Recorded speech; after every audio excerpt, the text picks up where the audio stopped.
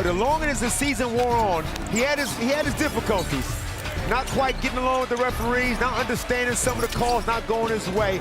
But the way he distributes the ball now, he's always been a scorer. Let's make no mistakes about that. There's always could he find the right balance between scoring and distributing. I feel like he has found that balance, and that's what makes Cairns a real tough beat tonight. Yeah, he had 25. Jack McVeigh had 18, 6 and 5 on Friday. They went down to the Perth Wildcats. They come cross-country to Brisbane this afternoon to the Cairns Taipans, hoping to register their 9th win of the season. Of course, the Brisbane side of things, well, they have set this up off Friday as their playoff game. Their final, they won't be in the postseason, of course. This is the game they think they can win, and they're hoping to do it this afternoon. They embarrassed themselves last Friday against the Tassie Jack Jumpers, losing about 44 points. They all know it.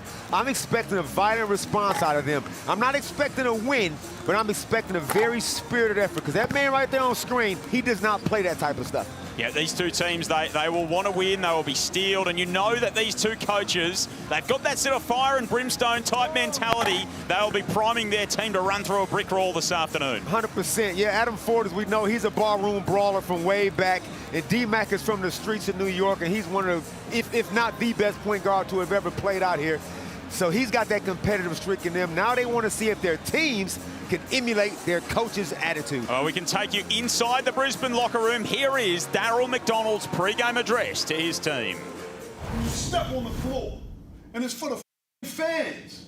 They pay bills. You get on the floor, you bust your ass. You play hard. That's all it is. Some of it is just in here. It's competing. That's all I want to see. I just want us to compete, fellas. We don't win. Let's lose. Like I said this before, we're gonna lose. Let's lose games going out with something. We didn't do that on Friday. Now, granted, we're playing a team that's fighting for their playoff lives. But we just, like, when it gets hard, we can't just go. Some of it is just playing. Again, it's in here, fellas. But it's the fans. We gotta play for them. We got 2 home games. This is a team we can beat. You play hard, you bust your ass, and whatever happens afterwards, we live with it. That's all I ask you guys to do. You do that? Come on, man. Let's start. You ready to go? I'm about to put a hole in this wall, JP. I'm fired up, man.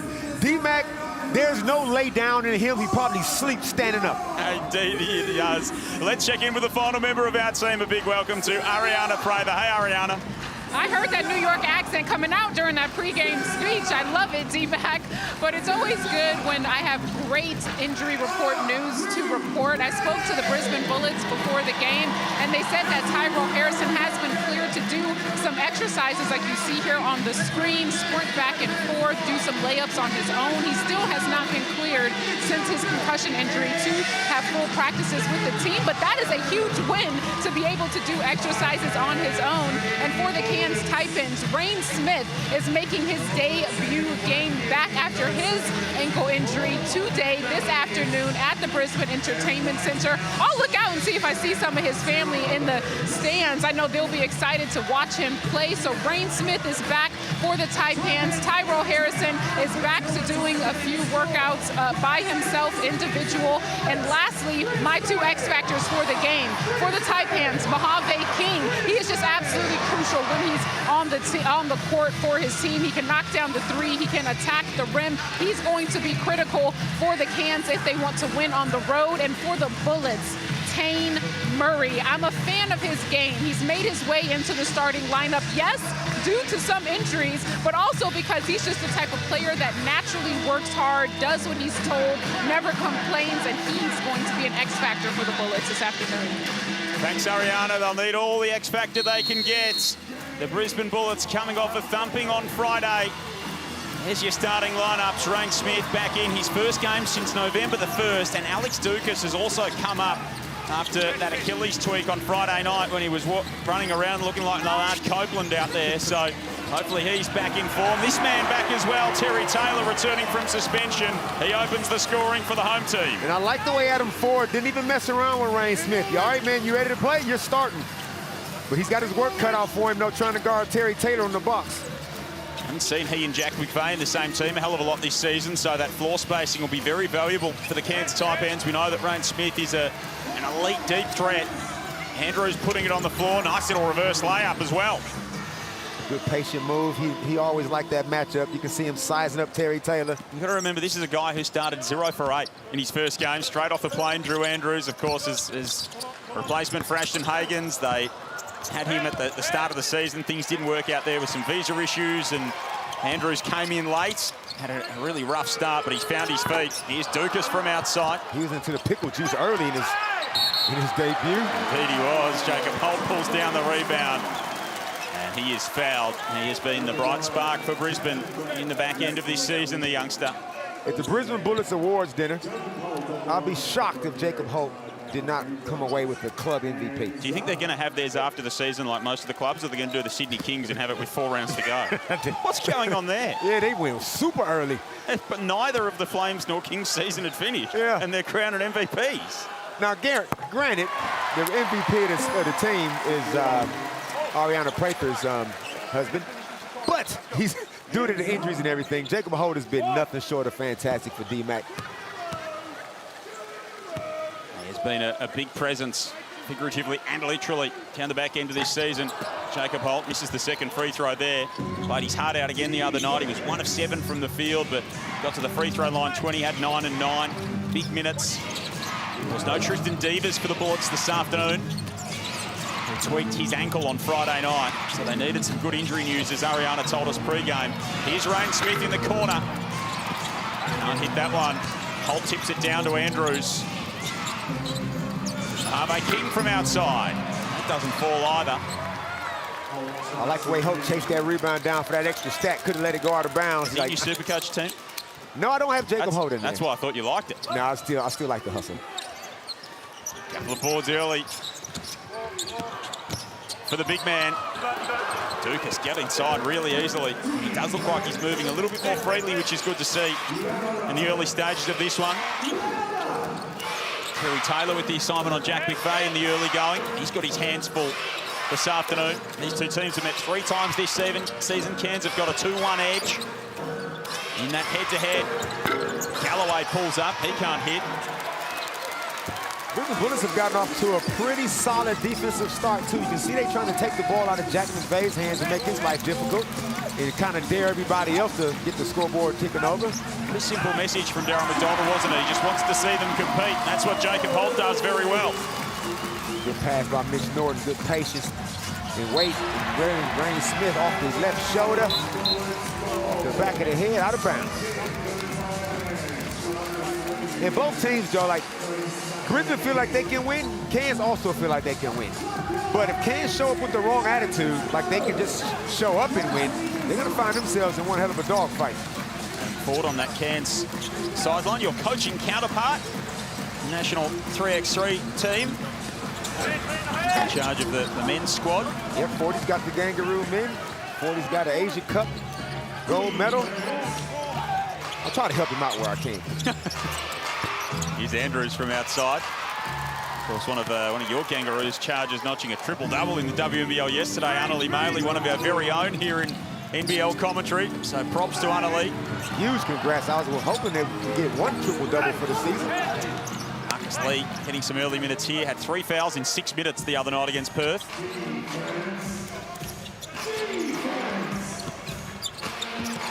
Andrews tosses it straight into the waiting arms of Holt. Mitch Norton's up and running back the other way. Terry Taylor with an awkward stumble and then tosses that one out of bounds. See, it's little things like that. You know, you watch Andrew Andrews, he gets into the key, tries to make a pass, is not really there. He didn't want to shoot it. 40 right now would not like how they've come out. It's just a little bit too casual for his liking. Well, that's why he's called a tangerine timeout, just 3.5 minutes into this one, so not exactly pleased with what he is seeing, Adam Ford, at this stage. Of course, a big month of basketball in Queensland. The Ignite Cup final on the Gold Coast, 2 weeks' time. So 2 weeks from today, will be on at this very time in 2 weeks. The 36ers and the Breakers. You can buy your tickets by scanning that QR code on screen. Those two clubs will battle it out to be the inaugural Ignite Cup champions. It is going to be massive. You're looking forward to being there? Can't wait, man. JP, I love the theater, right? How cool would it be if both GMs for the Breakers and the 36ers walked out into the middle of the court, looked at each other a la heavyweight champion stare down, and go, winner takes all. You up for it? How good would that be? No second prize, no runner-up. Loser, tell your story walking. I would love that. I think we'd all love it. I mean, I can't see it in the realm of possibilities, but, you know, a prize fight for all the marbles, that would be fun. It's going to be a hell of an event up there on the Gold Coast. 2 weeks' time, tickets still available. Early timeout for the Taipans, 3.5 in. Ariana, what did you hear? Well, Coach Ford was telling his team that he feels like they're too scrambled all over the place on offense. So he drew up a play and said they want them to take their time and be able to get good shots offensively. But when it's that easy and the lane's wide open, Andrew Andrews can just do that all day. Ariana, who's your Brisbane Bullets MVP at the awards dinner and you can't say your husband? Well, listen, while we're on the topic, there needs to be like a, I don't know, honorary all-NBL first team MVP type thing going on, but, you know, I'll leave that to the side. If I couldn't choose CP, I do like Jacob Holt. He's been consistent ever since his jersey number has been called. He's had to fill in some big shoes. I like the big man. Jacob Holt is definitely my MVP as of right now, Damon. There you go. Missed the start of the season. Here's Cody Statman getting inside and laying that one home. We need like an all-injured team. It'd be a good squad this year. It'd be too deep. We got 3 of those teams. Yes. Cody Statman is somebody I had, JP, in the preseason, is the player to watch, most improved. Had a reasonably good preseason blitz, and then just for whatever reason just couldn't quite find his feet. But towards his back end, 40's trusted him with more playing time, more ball handling responsibilities, and he's responding. At 18, a couple of games ago against the Jackies. You know that he can fill it up from his exploits for the Cairns Marlins in NBL 1 North, and he's had his moments even last season with the Southeast Melbourne Phoenix. A couple of seasons ago with the Phoenix. Nico Fernandez, Shannon Jennings, Ken Widgeon, our refereeing crew this afternoon. Cairns by 2 in the early going here. Earlier today, what a result that was. Sydney over Southeast Melbourne by 26. Yeah, we heard KD say they made a statement. Yes, they did, but I'm not going to overreact and panic because the Phoenix are still the real deal. Harvey King from outside. Did that settle any awards for you? Coach of the Year, Sixth Man, etc. MVP, perhaps? Or are you still deliberating? Well, it's going to probably go down to the wire, especially MVP. Bryce is back on top of the ladder, and I'm from that school. Best player, best team gets the MVP. As Cody Statman misses what he could have made. Maldonado whips it across to Dukas. That one won't fall. Bullets 0 for 3 in the early going. And Mojave King lashes that one home and makes them pay. It's little things like that. D-Mac has had that chat. It's the little things. They got to pay attention to the details. Can't give up buckets like that in transition. 7-0 run for the Taipans out of that Adam Ford timeout. So that's been well executed from the Taipans and their coach. Dukas leaves that one a long way short. So 0 of 5 from outside the Taipans, 0 of 3 from outside the Bullets. Long pass inside from Andrews, and Lee goes thump. Great pass by Drew. And D-Mac calls a timeout because Jacob Holt has gotten tired. He's jogging back, and Marcus Lee just kept running as we check the Amy replay. Good kick-ahead pass. First for the Mojave King. Leak out dunk. Such an athlete. And then this pass right here, put it right on the money. Jacob Holt just got caught sleeping. Paid the price. Marcus Lee will make those count every day of the week if you give him that kind of opportunity. The Taipans trailed 5-2. They now lead 11-5. 9-0 run out of the Adam Ford timeout leads to one from Darryl McDonald with 4 minutes and 11 seconds remaining here in this opening term. Darryl McDonald, he's spoken about how challenging this recent run has been. Of course, he took over from Stu Lash as the interim coach in late December. He said to our own Kelsey Brown in the press conference after Friday night's game, they have practiced 3 times in a month and a half. They've had 3 proper practices. Such has been their, obviously the travel factor at this time of the year, but then their injury concern as well. And the players, we all would rather play than practice, but damn, you got to practice something. You got to work out the kinks and work out, you know, the little nuances. So you need some training time. So that's unfortunate. Talking about practice? We talking about practice. Yeah, but like he needs some healthy bodies as well. So you can't practice when you can't go 5-on-5. When you're still trying to get this team together and on the same page and integrate new pieces, it makes it all the more difficult. 19 players they've used this season, the Bullets. That's a nice little take from Tane Murray. And Ariana's X Factor making an early impact. Caught Mojave King staring at the ball, cut right behind him. Got himself an easy layup. Well, a big smile on her face at the moment. I reckon Ariana Prather seeing that from Tane Murray. What did you hear at that timeout, AP? I love a good Tane Murray bucket. It did put a smile on my face. Not that giving up that easy layup, but the first bucket by Tane did. I was listening into Coach D-Mac, and he was just telling his team what he told them before the game. He has to see more effort from his team. He said stop jogging back and forth. He made that Holt sub and put in Tohi Smith-Milner, so let's see if he can bring the energy that his team needs. But Damon, you see Admiral Schofield is on the court early today. I saw him and Coach Forty smiling and having a little bit of banter before the game. This is huge. That has been one of the most intriguing scenarios for me. Admiral Schofield. Early in the season, he looked like he didn't want to shoot the ball. He got several DNPs, and you thought maybe he's injured, but he said, I'm not hurt. But that last game, he was way more effective. So now we can see 40. I think the trust factor is going up. Might not have been fully hit. He was certainly banged up though. Like I saw him in person in the game in Bendigo, and he was. There's no need to be working a Theragun that hard unless you got something going on. It's like he was trying to dig a hole into his hip the way he was going with it.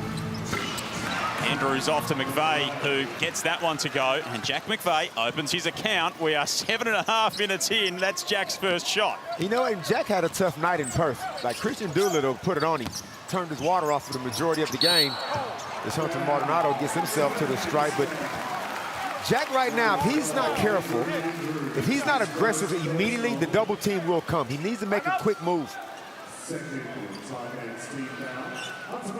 2.5 to go here in this opening term. The Taipans are at the line, 15. Well, they're in front, 15-9 in the early part of this one. Free throws here for Hunter Maldonado. We heard that Darryl McDonald pre-game address, Ariana. I was just wondering, what would that have done for you in your playing days? Is that the kind of thing that would have got you up and ready to play? It does. It's something that makes me want to go 10 times harder for my coach and run through a wall. And that's why, you know, whoever becomes the Bullets' new head coach, I really hope that they bring what we saw from D-Mac pregame and is able to really draw that emotion out of their team. I mean, the team was fired up. It wasn't fake. It wasn't, no one thought it was corny. No one thought it was him doing too much. Everyone stood up, came together as a team. And I said, this speech really is going to make an impact. And I think that's why they started off the game super strong. Yeah, it was really impassioned from the Brisbane interim coach. Jack McVeigh makes that one work. That's a high degree of difficulty shot from straight away. As we know, he makes that look so easy. And I said earlier too, JP, that these results and the way the team is playing, this is not any reflection to me on D-Mac's coaching ability. I still believe he's the coach. He should be the coach of this team next season. I would hire him in a heartbeat because I know what he's about. I know the makeup. He doesn't have the bodies. There's not a coach in the league right now that could work wonders with the current group they have right now with all those injuries they've had. The most depleted team in NBL history. Norton trying to go inside. Statman sends that one back. Mitch has another go. Can't hit. All that said, do you feel like he will be? I don't think he will be. It's got that kind of feeling about it. It just does. They're going to try to go out and find a bigger name, some bigger name, but like, as far as I'm concerned, names don't get much bigger than the legend of the league. Tane Murray and Admiral Schofield, and then Admiral Schofield just whips the ball into his back and gets teed up immediately. Okay. I would say that was 2 counts of petulance. Okay. Tap. Not unnecessary. Hey, what are you doing? And unnecessary.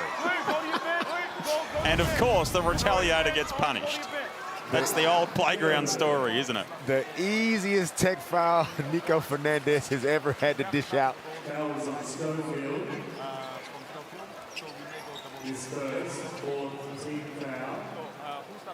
I think they're just discussing whether this should be a double technical, which... No.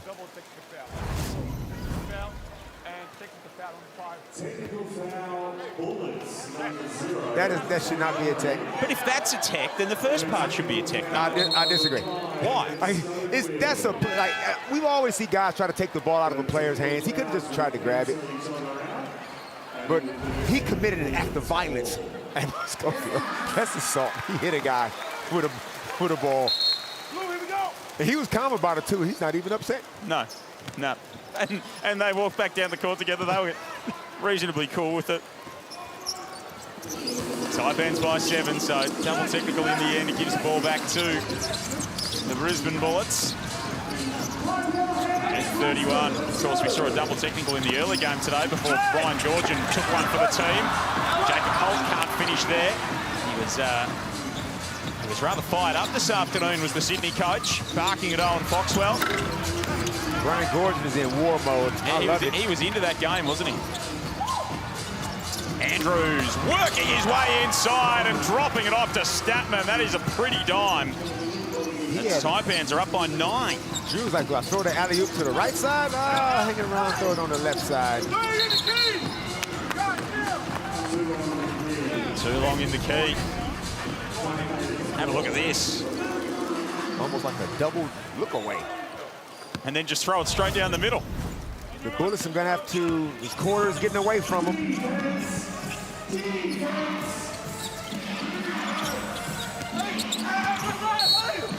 Andrews lobs it inside to Lee, who got tangled up down low with Holt.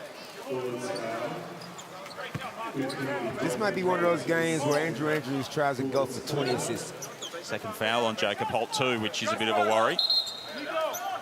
And that's the one thing that the Bullets can ill afford is any foul trouble, considering their lack of depth. And this is why Terry Taylor for mine. Like, if there was ever going to be a game where you're the import, you got to come out and go absolutely ham and give me 30 points, it's this game. Ryan Smith curling his way into the lane and making his first bucket on return. Good to have him back. First season here in the NBL, hasn't played since the 1st of November. Taipans on top by 11. Brisbane getting hammered by Tassie back on Friday. Mitch Norton always plays with heart and hustle. We got to worry about Mitch, 5-on-4. Andrews is still down back there. Nice pass from Dukas. Drew Andrews still writhing around in pain on the opposite baseline. Dukas and Norton are both going to go and make sure he's okay. Take another look at what happened to the Taipans guard. Looked like he might have copped a knee to the, a little bit of forearm maybe to the abdomen. Maybe knock the wind out of him maybe. He's not happy about not getting the call, which is, I mean, that's not the first time we've seen that this year. It probably won't be the last with a couple of games remaining. Yeah, he has definitely not had a great relationship with the referees all season. We look here and it's that right elbow from Norton. And I think because he passed it, the refs might have looked the other way, but that's a foul. Like, if you get elbow, forearm in the guts, that's a foul.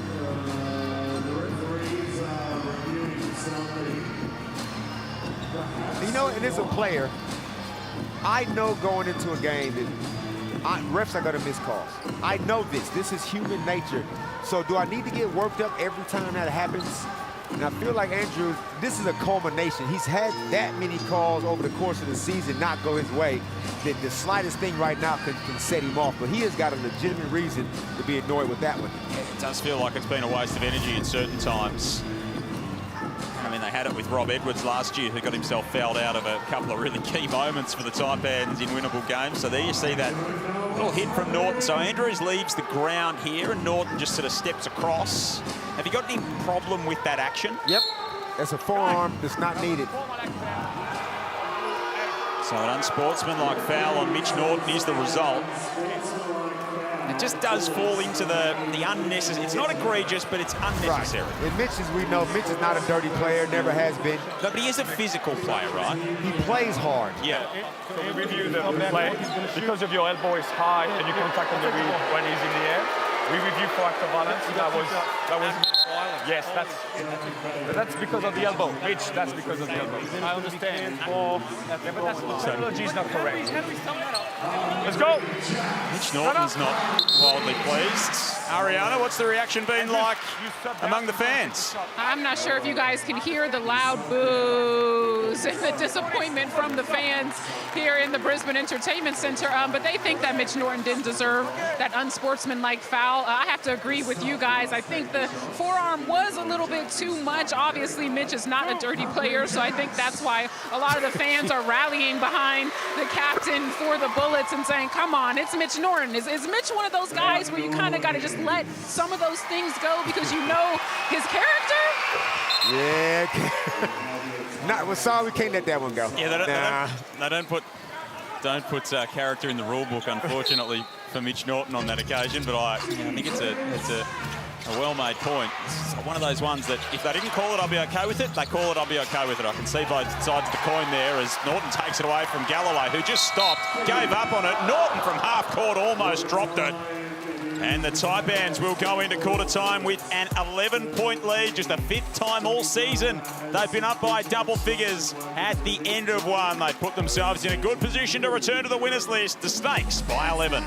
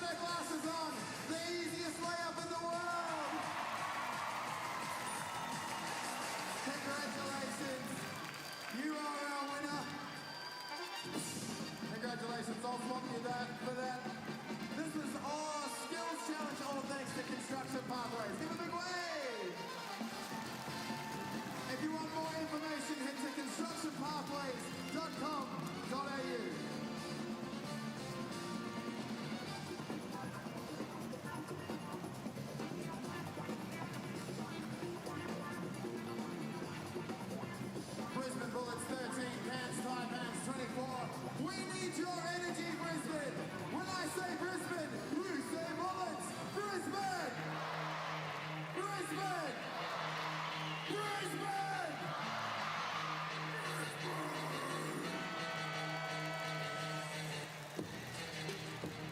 Yeah, that last one was a little bit crazy.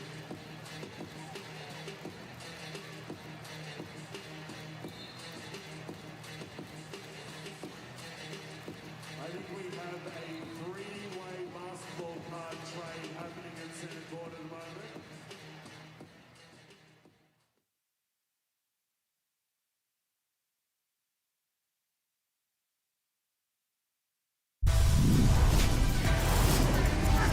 Welcome back to the Brisbane Entertainment Centre, where the Bullets are down by 11 at home. I was listening in to Coach D-Mac during that last break, and he was telling his team he wants to see them sprint more on defense. He said, yes, you might get beat off the dribble, but you cannot give up on the play. That is absolutely critical, because even if you get blown by your man, you can't stand there and watch. You have to quickly scramble and try to make up for that misstep on defense. But guys, it's hard to win any game when you're losing the rebounding battle. 17 for the Taipans, only 11 for the Bullets, guys. Yeah, losing it, and it's not particularly close in that particular facet of the game. Thanks, Ariana. Joel Peterson, Damon Lowry with you in commentary. Taipans by 11. Brisbane 0 of 4 in the opening term from three-point land as Alex Dukas floats that one home. Damon, that puts them 25 of 117 from outside in their last 4.25 games. Heck in hell. It's hard to win games if you just can't put the ball in the hole. 3 of 21 on Friday, 6 of 33 in the game before that. D-Mac spoke about how hard it's been just to find those answers offensively, especially from outside. As Kyron Galloway finds the answer inside on that occasion, and he'll have the opportunity to add the bonus as well. Don't know what Torrey Smith-Milner was attempting, turning his back to his man like that. Gave up an easy kind of a foul. And again, JP, I'm looking at Terry Taylor. He scored the first 2 points for him in an easy post-up when he had Rain Smith guarding him. He's only taking the 3 shots. I need him to be uber aggressive for the remainder of the game. Do you feel like it'd be great? Do you feel like he's capable of it? I feel like it's in him, but he might need somebody to rattle his cage, a la D-Mac, getting his chest. And Torrey Smith-Milner, no good from deep. Bullets are now 0 of 5 from downtown. Lockie Barker with the rebound. Adam Ford likes the way that he marshals this team, coming in as their replacement player over the last couple of seasons. Also a Gangaroo. The 40 is coached in 3x3. Got a little bit of a relationship. Puts the 3-ball up. That one misses. He missed a couple of games earlier in the season to get married to wife Shelley, who also happens to be a very good athlete as well, Damon. What sport? She is a very handy midfielder for Melbourne's AFLW team, is Shelley Heath. Think, defensive midfielder, tenacious, pretty speedy as well. So a very talented, athletic couple, those two. Of course, playing most recently for the Frankston Blues in the NBL1 season as well. Tasmanian product and doing some good things for the Taipans, who are up by 12 at the moment early in this second term. Earlier today, the Kings beat down the South East Melbourne Phoenix. It fell more into the destroyation category than an Andrew Gaze spifflication, I thought. That one, 114 to 86, as that is tipped home by Terry Taylor. So that'll work for the big man. I saw Mojave King run Mitch Norton off the 3-point line. You might want to revise that strategy. It led to an offensive rebound, easy tip in for Terry Taylor. Mitch Norton shooting a ghastly 16% on the season. Was 1 of 5 back on Friday, but I mean, when no one else in your team is capable of making them, you've still got to keep shooting them, right? You've got to keep the defense honest to a certain extent. Not even 15%. Now, Mitch got to get some shots up in the offseason. He's 16%. He's over there. He's not quite in Kyle Adnam territory. As Marcus Lee hooks that one home. Marcus Lee just quietly being in the right spot at the right time. Marcus Lee knows who he is as an offensive player. 4 and 5 so far in the game. A couple of offensive boards as well for Marcus Lee. Here's Holt matched up against Lee. Offloads it to Maldonado. That was a sharp pass from the big man. Showing his all-around kind of skills down there. There was no reason for Cody Stappen to come over and give any help. Marcus had it under control.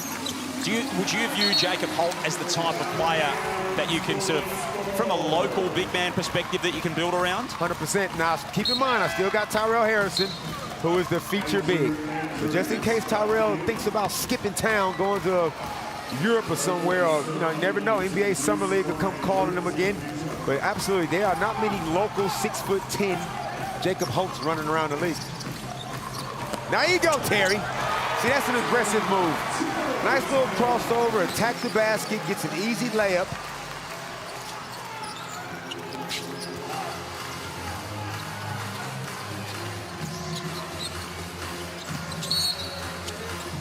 Andrews to the corner for Mojave King. See the sarcastic in me, Joel. If I was a referee, I would love to go over to Drew and go like this. Did you like that call? I don't get nothing when I give you the call, but I hear all about it when I don't give you a call. I think we know why you're not a referee then. Who is the most sarcastic referee in the league? You can't say that. Yeah, I don't think we have those rankings on hand. Cody Stappen inside lays that one home. Out there with King, McVeigh, Andrews and Lee at the moment. So just the 5 points on 3 shots for Jack McVeigh so far. Terry Taylor has got 6. Stappen leads all scorers with his 9 on 4 of 5. Norton all the way underneath, relocates the corner. Can't hit that one. And Jacob Holt stays with the play and puts it back in. So much to like about the big man. Here he is again. 4 offensive rebounds, 5 for the game. An uncompromising big man. The incredible Holt.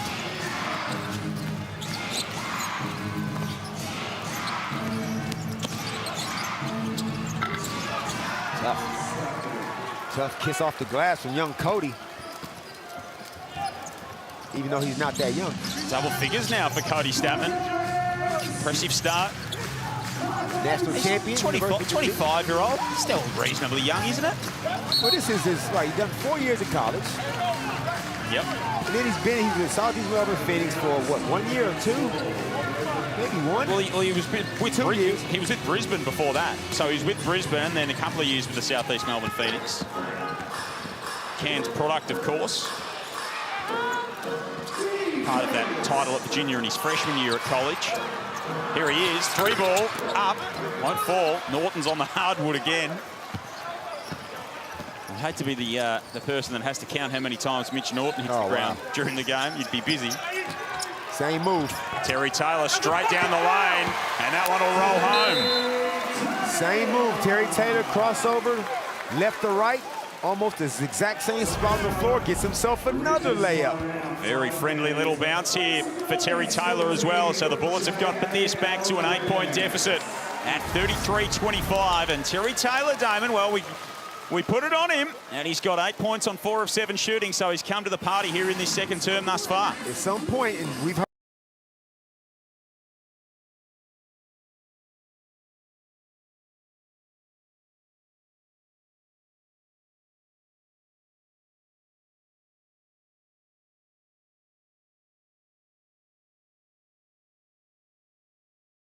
say to all of Australia, do you think you can stop Damon Lowry? Can you stop? Are you trying to tell me you can't stop Damon Lowry? You can scan that QR code and get involved with Supercoach, beat the coach and beat our man Damon Lowry.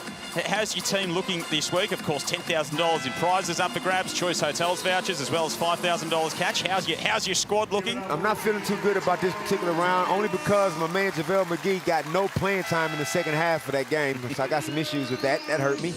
I need Jack McVay to step up big for me in this particular game. So, yeah, so everybody that's out there that's registered, I wish you all the best, which is a complete fabrication. Yes. Do I dare ask you about your views on the Hawks last night? Oh, or are we in the wrong time slot? Yeah, we're definitely in the wrong time slot. Okay. Jeez. Let's move on. 33-25. Cairns over Brisbane. Of course, it was good news for Tassie, that result last night, with New Zealand getting it done. 50 points between PJC and Isaiah Brockington in that game. Mojave King just sort of Sunday strolling it all the way down the lane and getting it on the putback. Yeah, it's little plays like that D-Mac is going, where's the effort to let Mo King come all the way down like that, unencumbered, and then to get his own miss.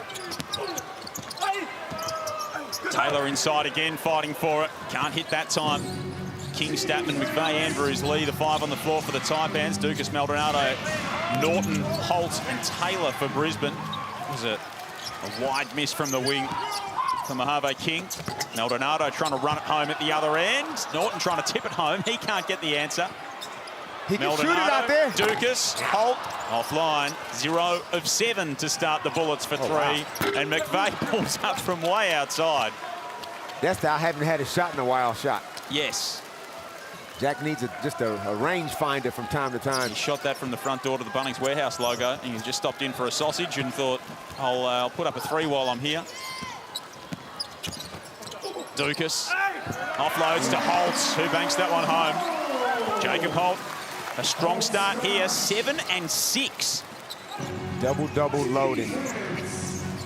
Left-hand finish, jump right into Marcus Lee's chest. Harvey King from the corner laces that one. That was pure. We talking about guys too, JP, that wasn't on the roster. Like guys like him, Ty Webster didn't have a game.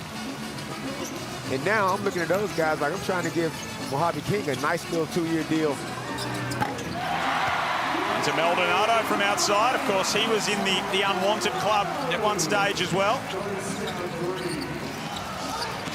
Good pass. Taylor blocking Lee, got a piece of the hand though, as we take a look at the Amy replay. Yeah, caught Mitch Norton not respecting the 3-ball enough, and then on the other end, Hunter Maldonado, who's had his troubles from downtown this season, gets a 3-ball to go.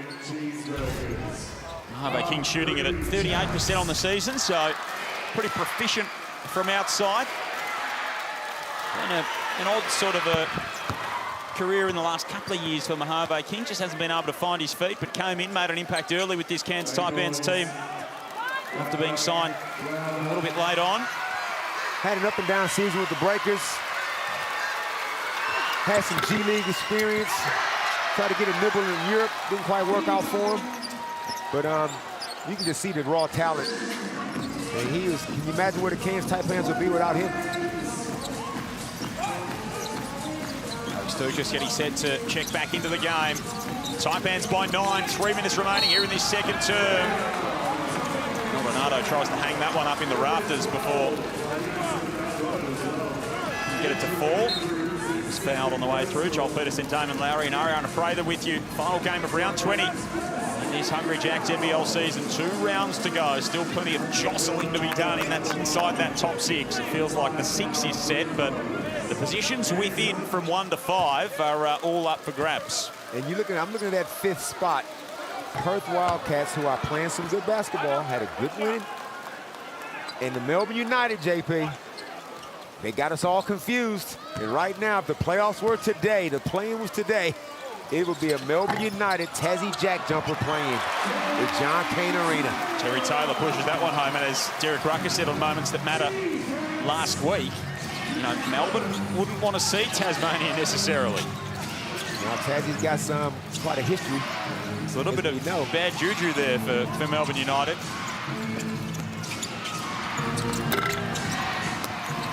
Andrews can't hit that one.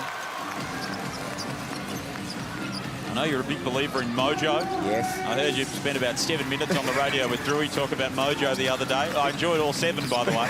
It's a real thing, mojo. Good pass. Smith-Milner, Taylor, spin move, reverse, no. A little bit of fancy stuff from Terry Taylor, the lone bullet in double figures so far. Galloway with the corner catch across the lane, hooks that one home. I like to see Terry Taylor actually contest that shot and actually try to block it instead of just getting a hand up. What do you got to lose? And the Bullets want to somehow, Joel, escape this half, only being down single digits. Milner can't hit from outside. Taipans have held sway from the early stages. The Bullets led it 5-2. Adam Ford called timeout. His team then went on a 9-0 run, and they haven't ceded the lead since. Here you see that time in front graphic. The Bullets led in the early stages, but not for much longer than that. Defensive possession there. A very rare Marcus Lee post touch. You got Mitch Norton on you. You got to be quick. You got double team. Could have looked to score then.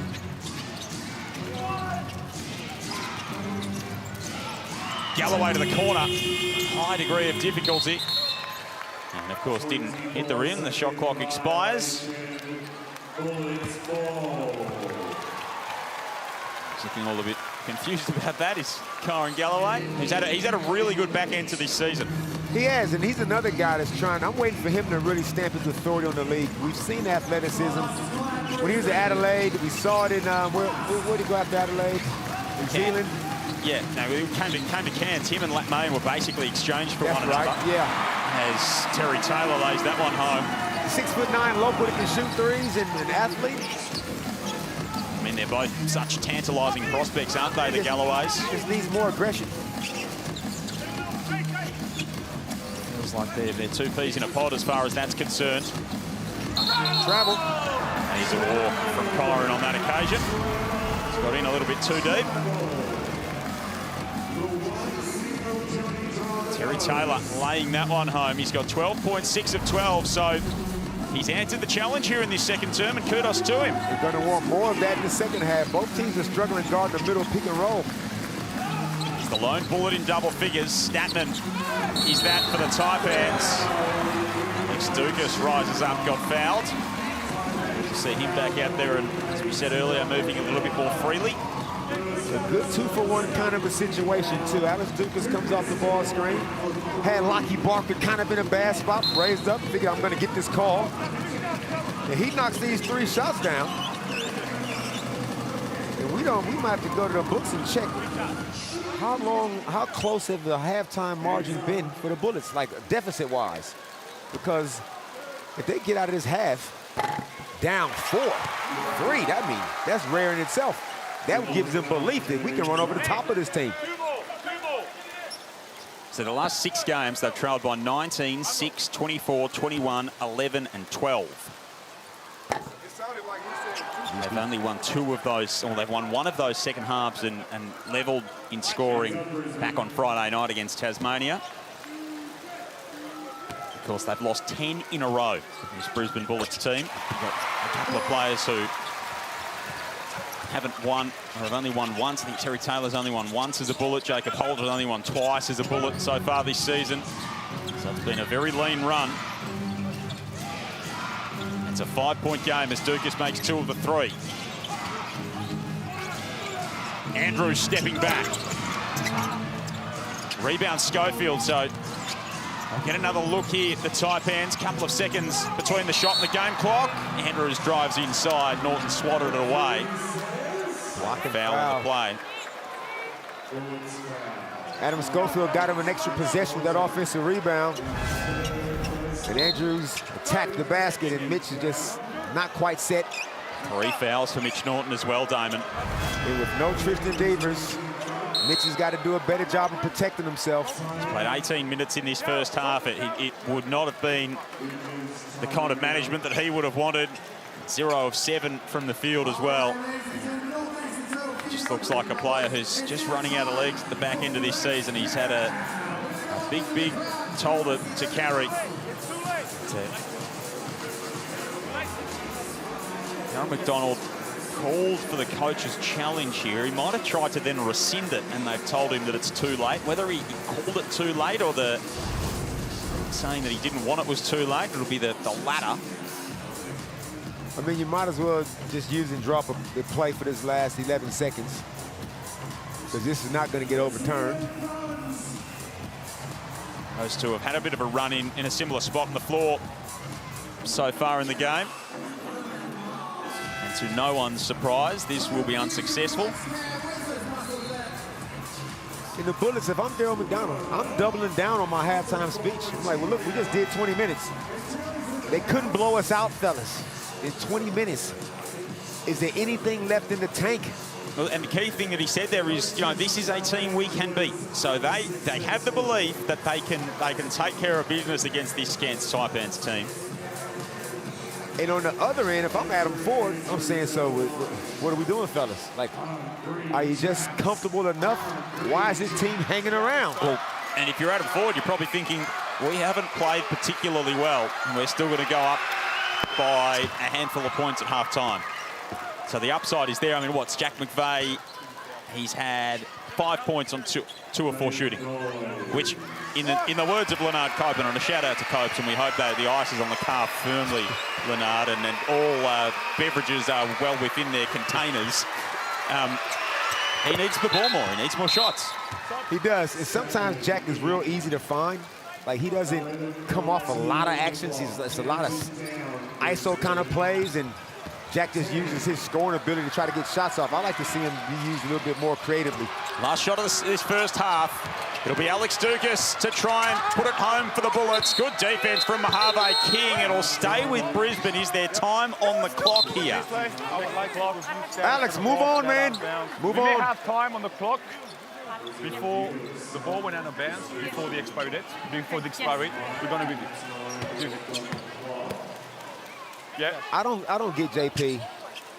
What does the player expect the referee to say after they've given you the answer? Yeah, I think Shannon Jennings gave Alex Dukas an appropriate amount of side eye there. Like, what else you want me to say? Yeah.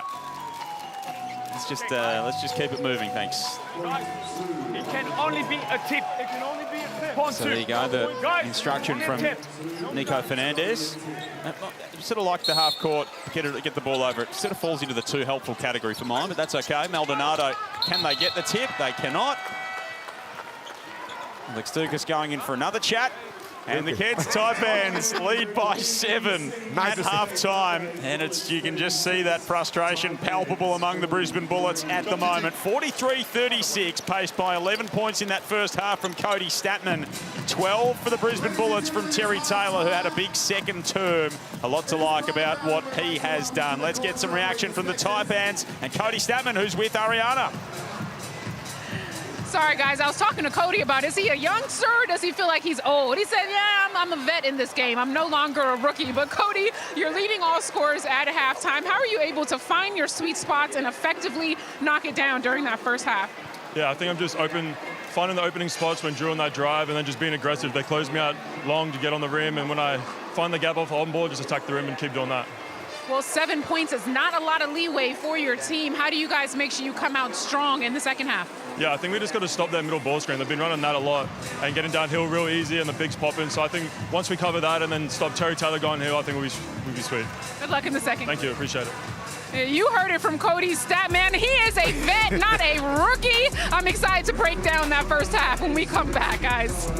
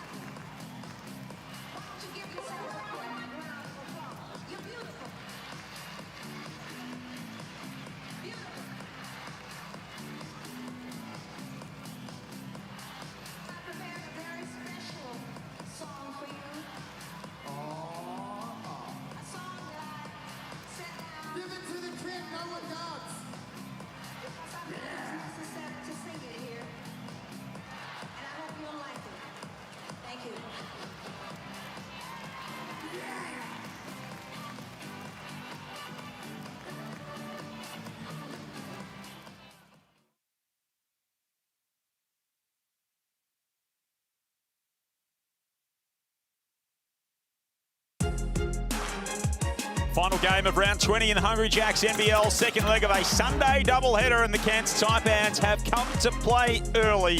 Harvey King shooting it sweetly. Marcus Lee's made a couple of big plays, but the Brisbane Bullets are hanging around at the end of this first half. It is a 7-point Taipans lead in the battle for Queensland. Joel Peterson and Damon Lowry with you. Not the greatest three-point shooting exhibition from either team, Damon, but we've got a close game on our hands. That's exactly right. Yeah, if you come here thinking you're going to see some three-pointers made, you've come to the wrong place. But the game is close and it's entertaining, and I feel like the underdog in me wants to see Brisbane pull off something, pull off a win, because who thinks they can do it, right? D-Mac has gave them a big rah-rah pep talk.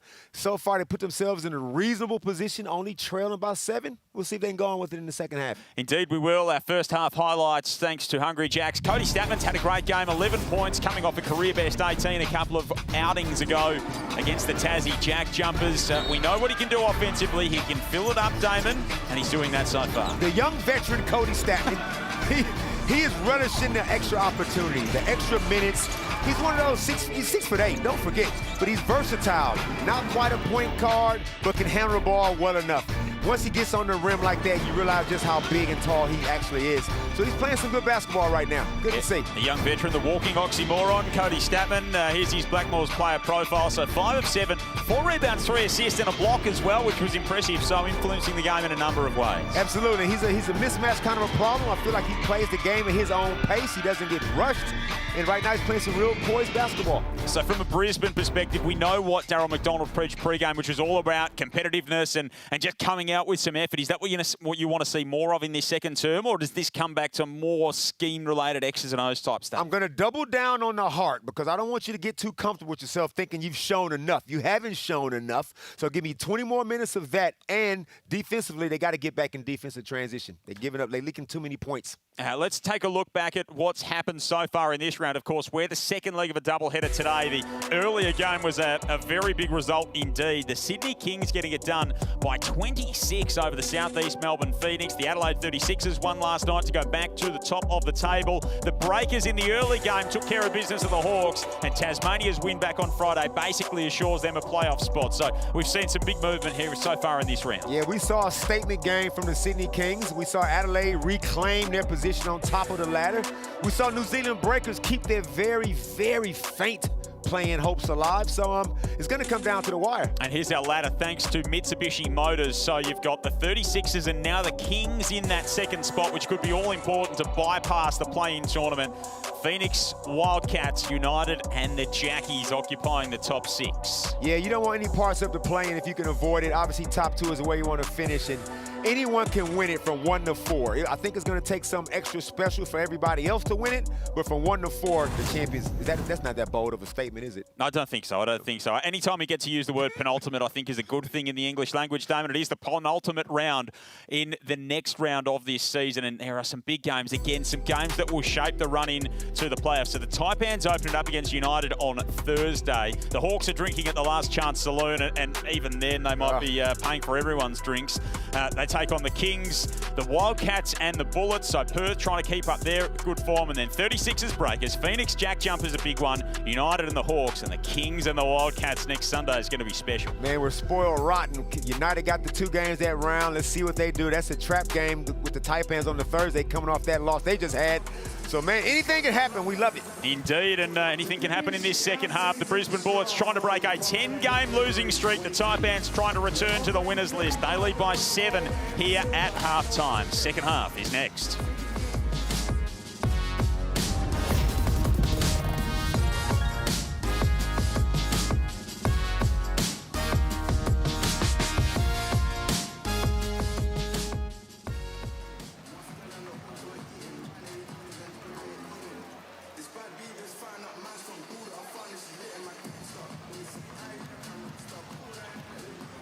To see your name on the big screen on your birthday, visit brisbanebullets.com.au and request a shout out for yourself or a mate.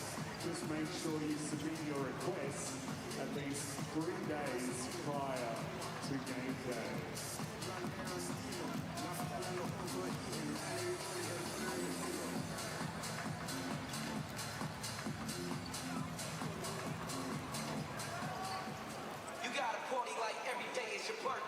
Let's give a big Bullets family cheers for our fans celebrating their birthdays today. Happy birthday to all of those people. Anthony, Belinda, Brady, Katie, Kathy, Ciara, Frank, David, Edwin, Eloise, Evan, Georgia, Hannah, Harper, Hugh, Eugene, India, James, Sean, Bill, Rocky, Lorenzo, Lucy, Luke, Mason, Kate, Noah, Ollie, Arania, Sean, Steve, Callan, and your birthday, Talis, Willow, Tay. Happy birthday. can we give Aaron a big round of applause for that? Because I did not think he was going to actually do that. Now do it again, Adam, and say it faster. No.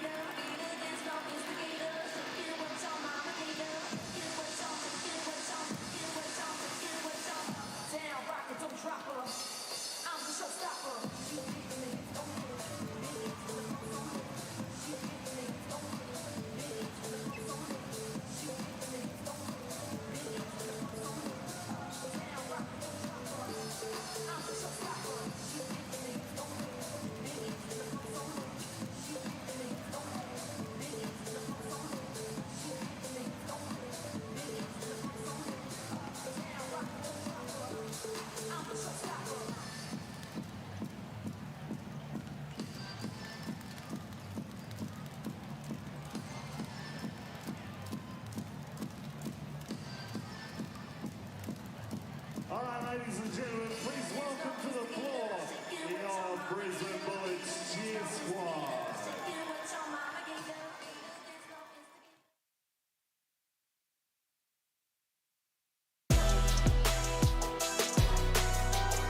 Half-time in Brisbane. It is the Cairns Taipans by 7, 43-36. Darryl McDonald trying to inspire his troops as we head into this second half and lift them to a first victory in their past 10 games. A 10-game losing slide for the Bullets. For the Cairns Taipans, well, they are hoping that they can return to the winners list as well. Terry Taylor's done a mountain of work. We put it on him late in that opening turn, Damon. We needed to see a little bit more from him. He's got 12 points to the half, 6 of 12 from the field, 5 rebounds, and 4 of those at the offensive end. Yeah, D-Mac is saying, SEC, Tamos Mas, we need more. We need more out of you, Terry Taylor. 12-5 is a solid first half. Can you double down and give me 24-10? That's what they're going to need. They need the scoreboard ticking over. 36 points is not enough, and I'll be extremely nervous because Jack McVay, he only has the 5 points. He didn't score that second quarter. That is not going to happen. Only 4 shots for Jack McVay. Hey, at halftime, we talked about the game so far. We talked about the first game of our doubleheader today, Sydney and Southeast Melbourne. There was a bit of postscript there with plenty of physicality.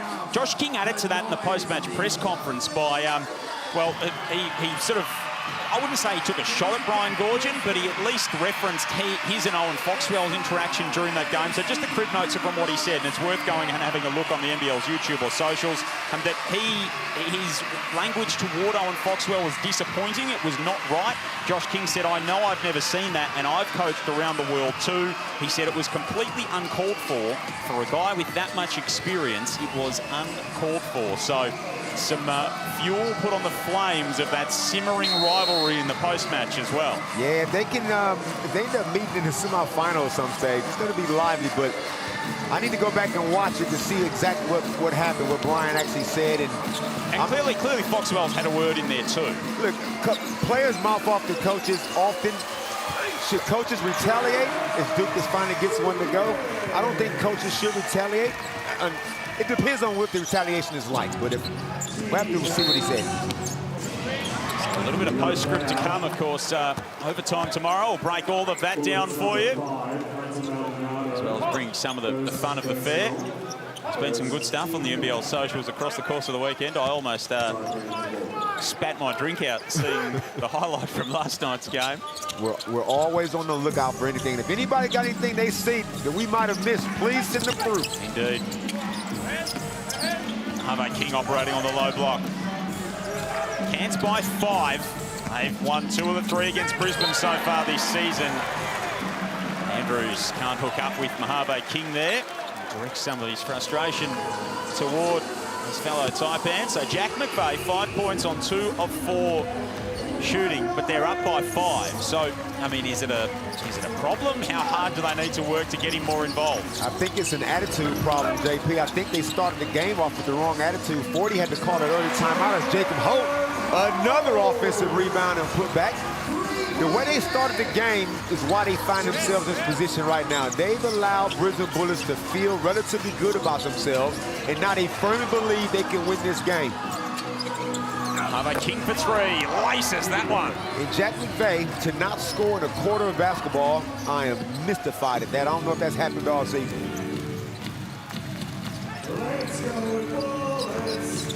Alex Dukas. Shoot it, man! Side, he gave up a wide open floater. Let's take a look at the AMI replay. Extra pass, just a nice little kick out. Wide open Mo King. He gets his feet set, cash. Just on the accounting, it has happened so far this season for Jack McVay. Hasn't scored in a quarter 3 or 4 times, but very rare. Andrews tosses that one up, circus shot. Get back on D. Walking back to the Brisbane bench. That is petulant from Drew Andrews. It's and fine. Terry Taylor's going to hit the 3 here. No, he's not. That would have been real salt of the wounds type stuff for Adam Ford. Petulant is the word for that too, JP. You don't get your call, you throw a tantrum, you don't get back on defense, your team got to play 5-on-4 because you down there sooking. And he's been balling down the back end of this season, but just see a bit too much of that as Jack McVay fires away from deep. You know, you're in a position to win this game. You have not had too many wins. Nobody cares about your problems, man, with the referees. Nobody cares. You just got to get on with the game.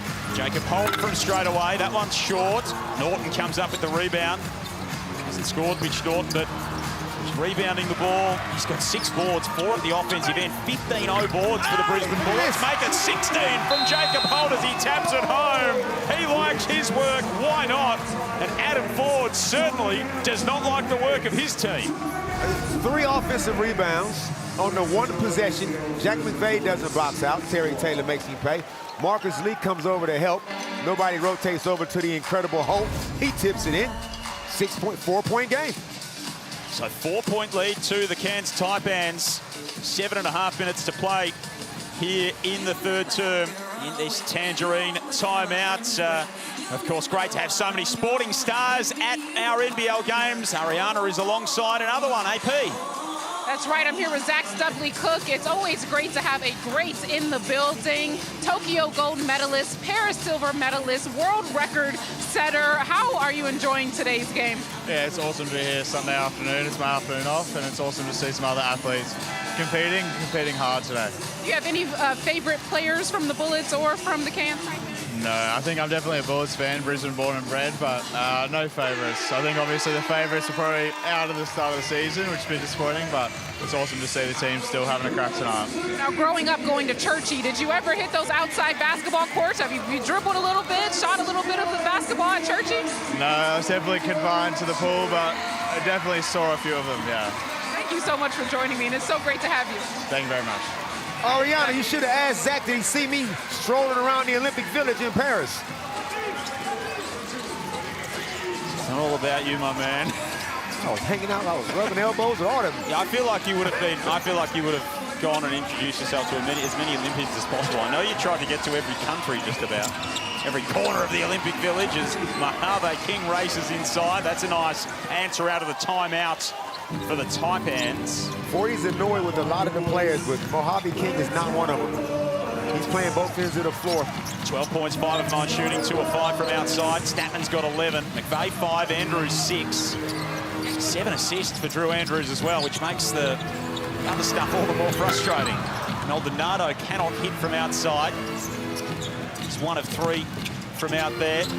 Terry Taylor, a strong take on the inside. There you go. Offensive rebound again. Jack McVay's giving up to Terry Taylor. And Terry Taylor is looking at Jack McVay and goes, no, you can't guard me.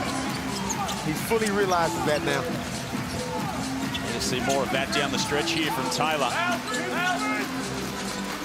Jack McVay's going to get open at the top of the key here. That is a bad wild-looking shot. And that is probably the shot of a guy who is only taking his 6th field goal for the game.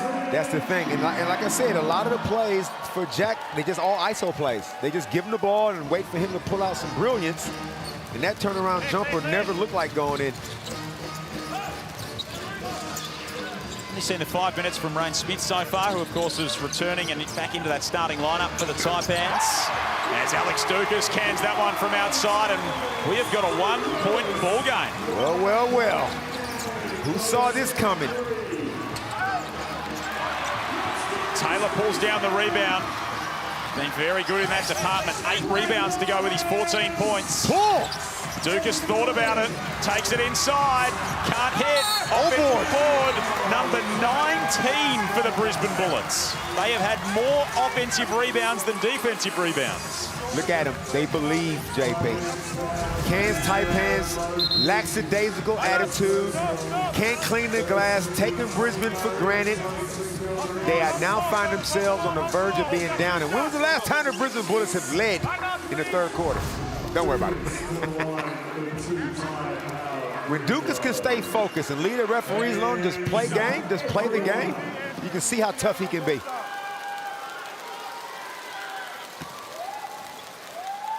It's tied up. Dukas misses the first.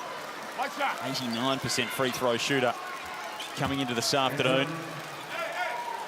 2 of 5. 2 of 4 at the line now. Of course, he had the 3 free throws earlier. He left that one short, so he tried to compensate for the first one and left the second short. So a couple go begging at the line for the Bullets. They need every easy bucket they can get. McVeigh for 3, blocked by Taylor, who's doing it in all facets. Not only is Terry Taylor saying to Jack McVeigh, you can't guard me, but I can guard you.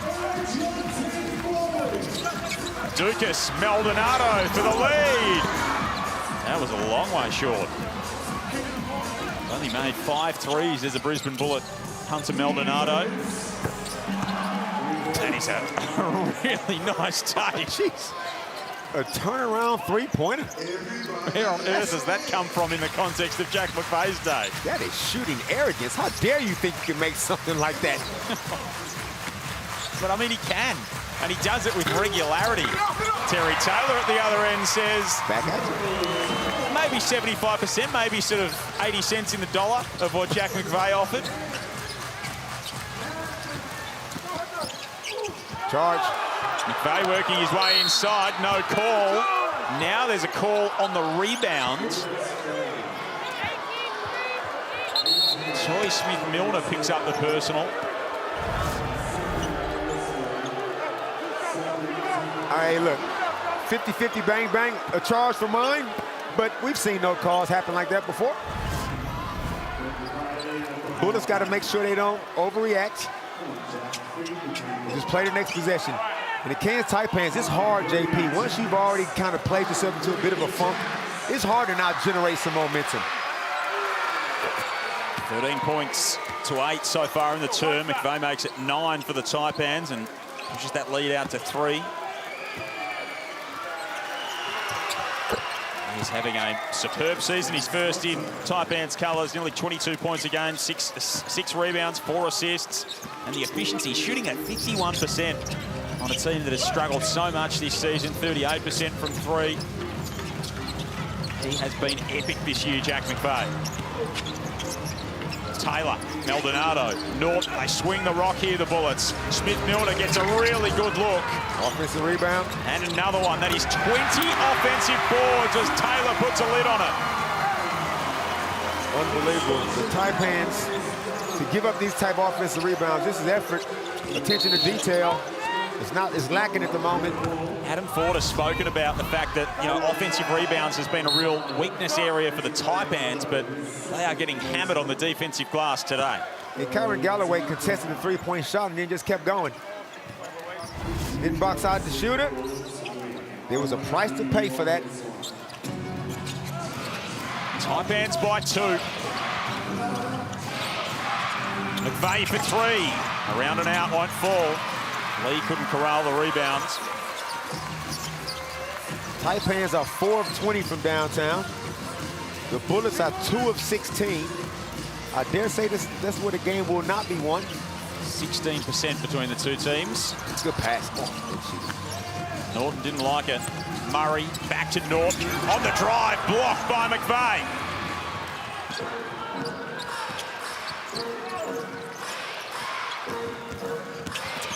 Andrews on the take. That falls off the front of the rim. Lee tips it out of play. Mitch Norton didn't want to shoot the 3 ball, so he said, I'm going to attack the basket, but Jack is 6'8". Easy block for McVeigh. Mitch Norton hasn't scored but 5 points, 4 rebounds, a steal, a block, 0 of 8 from the field. I still say he's got to take that 3-ball though, Joe. Yeah, I know you're shooting, you know, some of the worst you get. But look at this defense. That's disrespectful. Andrew Andrews is completely disrespecting Hunter Martinado's 3-ball. Taylor's a man they need to respect, and Marcus Lee has tipped it in the opposite basket. They'll take everything they can get, the Bullets fans. You know what, that happens in Columbia in the soccer team. You can find yourself in some strife.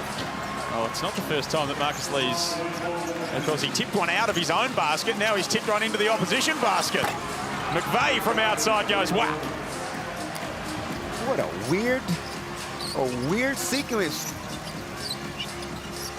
Jack McVeigh up to 13, so he's come to play 8 points in the quarter. Terry Taylor's making spin moves on the pass. Nice feed from Murray, and Taylor puts it home. Back to a 1-point game. That pick and roll on the empty side. Remember, Damon, this is a Bullets team that has lost 10 in a row. Harvey King is fouled. Marcus Lee, we will see you Monday night, man.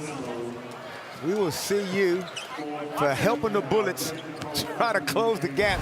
Two buckets in a row by Taipans players on consecutive possession. That's unusual. So free throws here from Harvey King. Of course, 100 years of thrills last. Enjoy the Harlem Globetrotters 100-year tour is coming down under Australia, New Zealand, June and July 2026. Scan the QR code on screen to get in on the action. It's going to be all types of fun.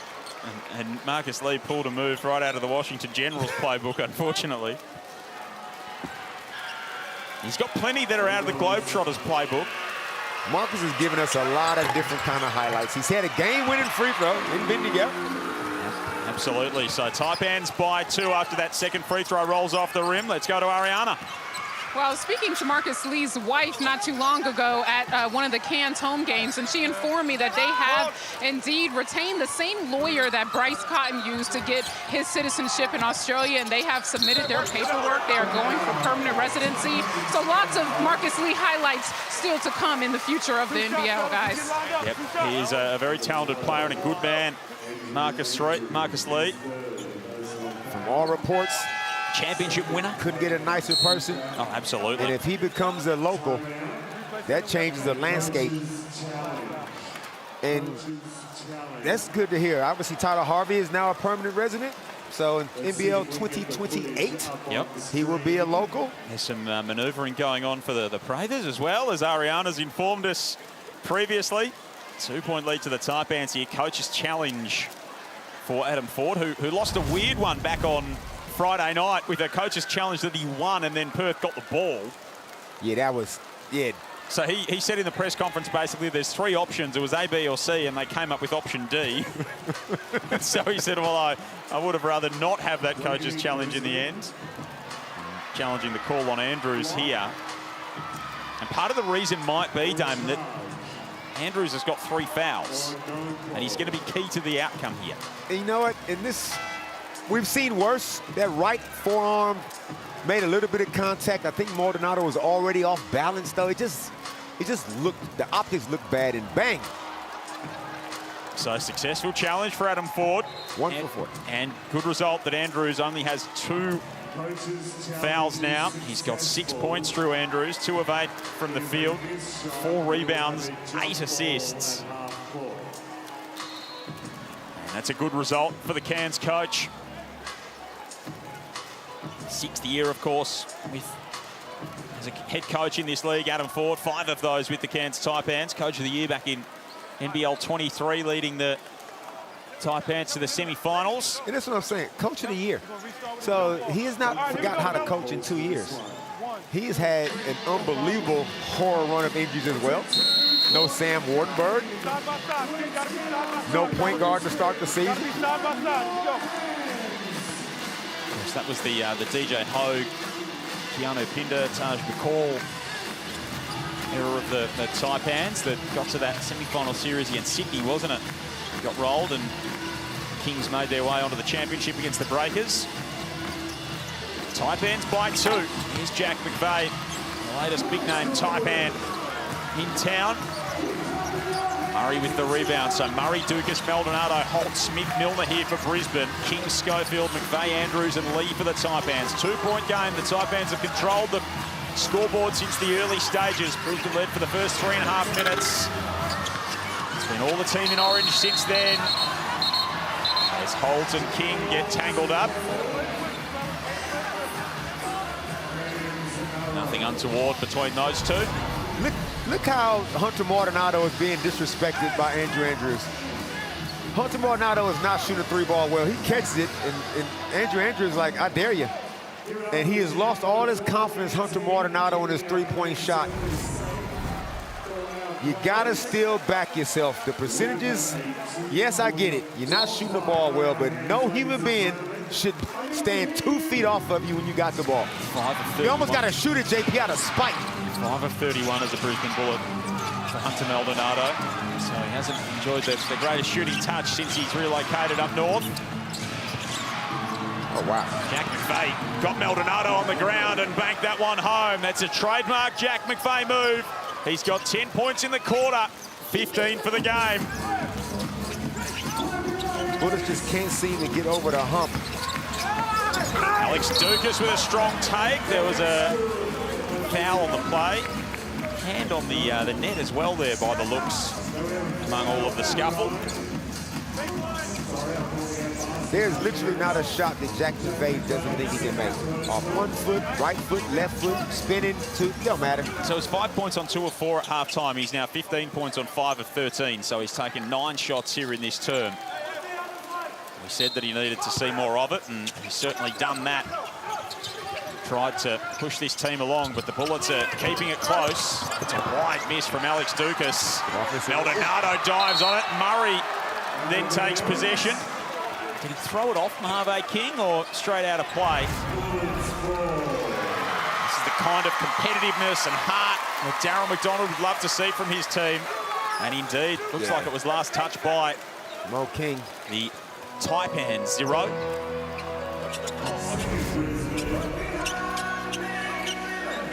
A little bit of Jimmy. Classical. If Darren McDonald's pre-game address wasn't going to get you fired up, working class man with 30 seconds left in the third term certainly will, Damon Lowry. The DJ, he's doing this on purpose. Jacob Holt's a working class man. He forces his way inside. And he is working hard to make a living this afternoon, is the youngster. He's got 11 and 8. The Brisbane Bullets are in this ball game as we close out this third term. Too aggressive.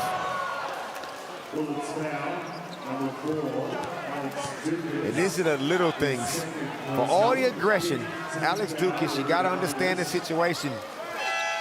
You now send Admiral Schofield to the line for 2. Hasn't scored in the game, hasn't taken a shot as yet. In fact, it's going to be Jack. It's Jack, actually. Who's going to the line. I reckon Admiral Schofield's watching the Super Bowl in Seattle colours tomorrow because his brother, a Super Bowl winning linebacker with the Seahawks, O'Brien, played the last time they won the Super Bowl. We've got some Super Bowl connections across the WNBL as well. Yeah, Lisa Pearley's jetted out today. Her brother Brandon's a tackle with the Seahawks. And then Serena Sundell, who was the Adelaide import who got injured earlier in the season. Her brother Jalen's an offensive lineman with the Seattle Seahawks. And we're going to get an NFL game here next year. Absolutely, the Rams and the Niners. It's a big NFC West showdown. Who's your Super Bowl tip? I don't care, and I don't care to watch it. You sound just like me. Yep. You and I are both scorned by players on the Seahawks that have left our respected franchises, so I wouldn't mind Sam Darnold sticking it up the Vikings, though, to be fair. Jack McVeigh with the second makes it a 6-point game. They lead by 11 at quarter time, by 7 at half time. They lead by 6 now, the Taipans. Maldonado all the way down the lane, lays it home. And he keeps the Bullets dreaming heading into this final term. They have not won a game this calendar year. The Brisbane Bullets, they're right in the frame with a quarter to play. It's the Taipans who lead by 4. Queensland bragging rights on the line. A quarter to play in Brisbane.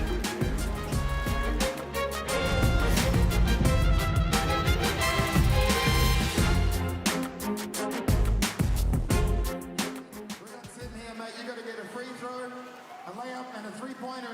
seconds. Are you ready? I got a secret weapon. A secret weapon? Oh! All right, 30 seconds on the clock and he's already up.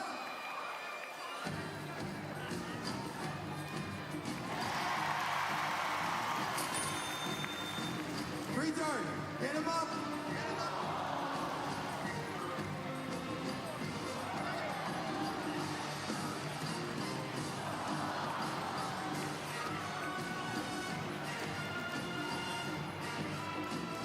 Come on, Brisbane, cheer him on.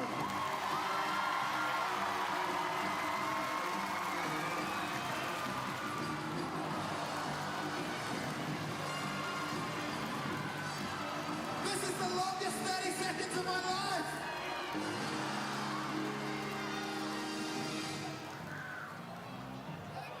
Oh, ladies and gentlemen. Oh, you got one more going. All right, the players are going to come on. All right. Mate, you did very well. Hey, buddy. We're going to give you a signed Brisbane Bullets basketball anyway. You came out. Did you have fun? Say, go Bullets. Let's go Bullets.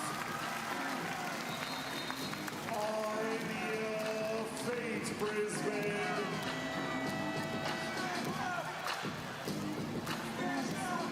Brisbane, on your feet. 4-point game. Grab your...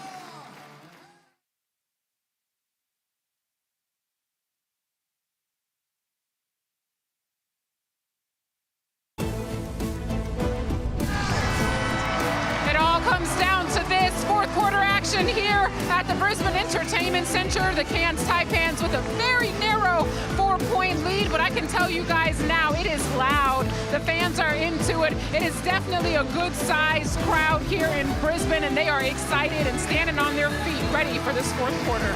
Yeah, why not, Ariana? They are right in the frame in this ball game, the Brisbane Bullets. They have not won Since when, JB? since the 22nd of December, Damon, as Jacob Holt continues to inspire them. He's in up to 13 points and 8 rebounds. It's a 2-point game at the Brisbane Entertainment Centre as Marcus Lee gets upstairs. The middle ball screen once again. Great lob pass by Drew Andrews. Give Marcus Lee an easy dunk. They need to defend. Lee's got 7 points, 3 of 4, 7 rebounds as well. He's been effective for the Taipans today. Holt lays it off to Maldonado. That's going to stay with Brisbane. And let's take a look at Marcus Lee on the Amy replay. Jacob Holt came over to give some help, and Marcus Lee is 7 feet tall. We did say give us some more highlights. And there it is. He's always been a good lob threat.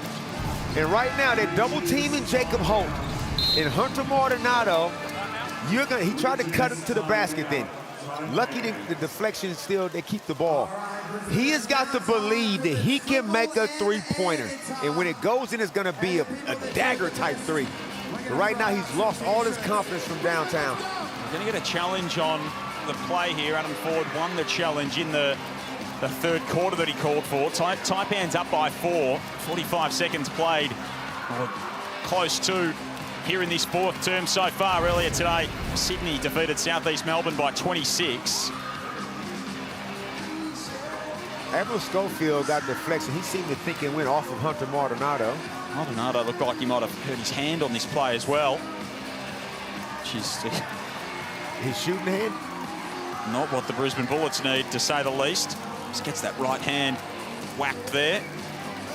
Looks like actually the left hand that he's got the issue with, maybe one of the digits. Could have easily been caught a foul as well. So Adam Ford electing to challenge the play. And it's going to be another successful challenge for Adam Ford. He's batting 1,000 in this game. 2 for 2. I thought it was too early to challenge for the fourth quarter, but what the hell? Fordy's not immune to an early challenge, that's for sure. So Taipans will get the ball back here. Up by 4. Schofield, Statman, McVeigh, Andrews and Lee. Jack McVeigh really came to play in that third term. Leaves that one short from deep. He's got 17 points, a team high. King's got 13. He's on the bench at the moment. Cody Statman didn't score in the third term. He's got 11. Terry Taylor's got a game high 20 for the Bullets, 10 of 19. After only having 2 points in that first quarter and drawing the ire of Damon Lowry. Taylor's going back to work and he loses that one. Got to make a quicker move. I like the matchup, though. He can score on Jack McVeigh, but he just got careless with the ball in that possession. Andrews marauding around the top of the key. They wait for McVeigh to get open. What can Jack make happen? Turn around. So tough. You know how disrespectful that is? They shoot a turnaround, Jay. Not a dribble into it. I'm just going to spin.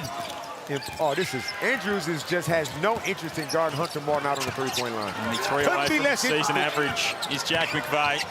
Corin Galloway getting set to check into the game as Tane Murray banks it home. The X factor. Octane. Sort of like an ethanol blend, about 94 octane. I think he hasn't quite hit the premium unleaded yet, Damon, in this game. He strips that one off Cody Statman. There was a time, too, in Daryl McDonald's playing career that he was guarded like Hunter Martinato is being guarded now. And then over time, D-Mac developed a consistent three-point, like a set shot.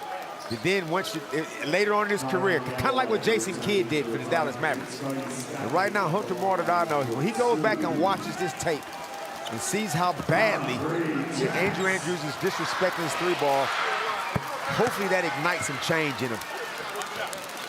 3-time NBL champion, of course, Darryl McDonald, the Brisbane coach, coaching his 50th NBL game today, so he's had the interim job on a couple of his stops around the league, a long-time figure here in Australian basketball. He's a thoroughly good man, and he's been really enduring a tough run with this Bullets team. They're down by 6 at the moment. Maldonado outside. Jacob Holtz off to Taylor.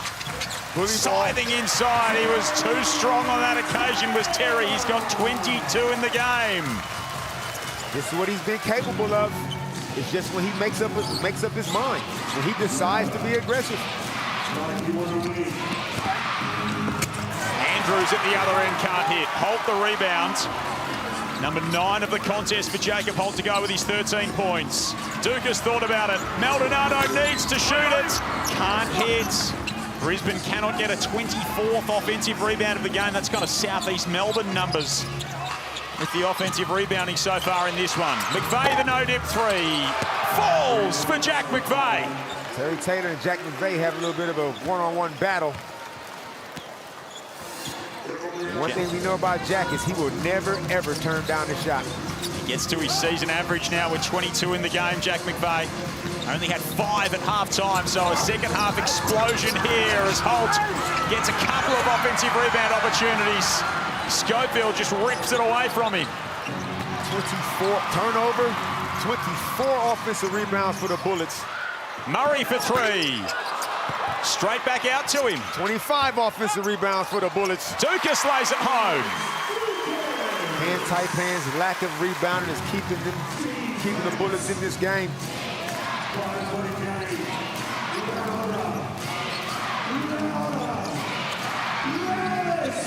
So equal easily the most offensive rebounds the Bullets have had in a season, in a game this season.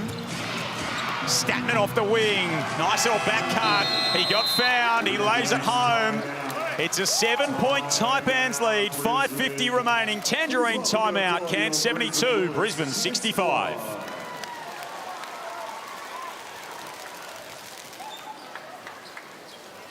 So the Taipans finding some answers when they need it. But the Bullets valiantly hanging around, Damon.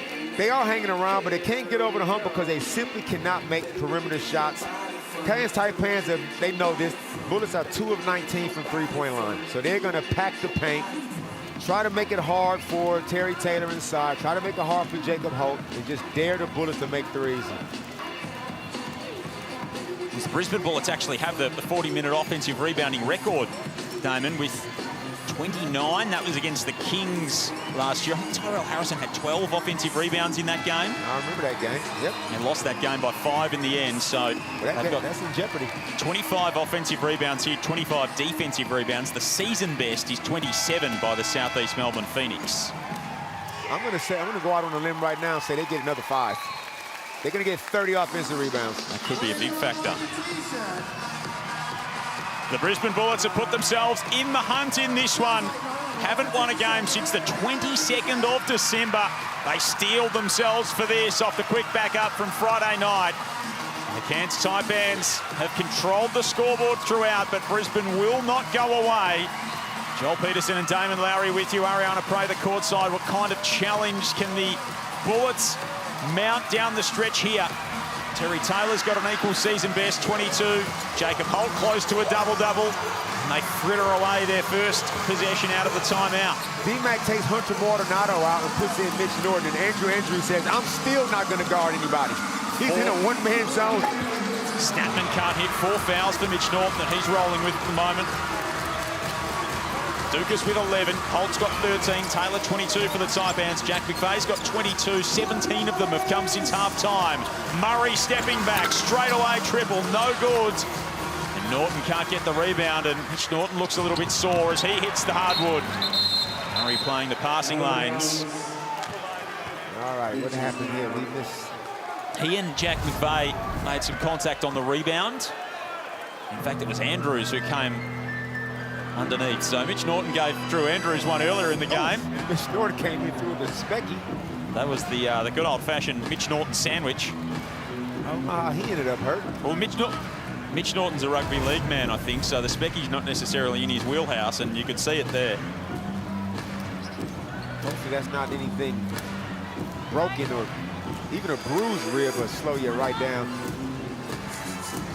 What a warrior he's been for them, Mitch Norton, playing more minutes than he would like to, 25 a game. He's been playing closer to 30 down the back end of this season, and he's a calm, composed, measured leader for this group. I didn't see any contact to his rib area, so I don't know if that's just, could be just something he might have strained.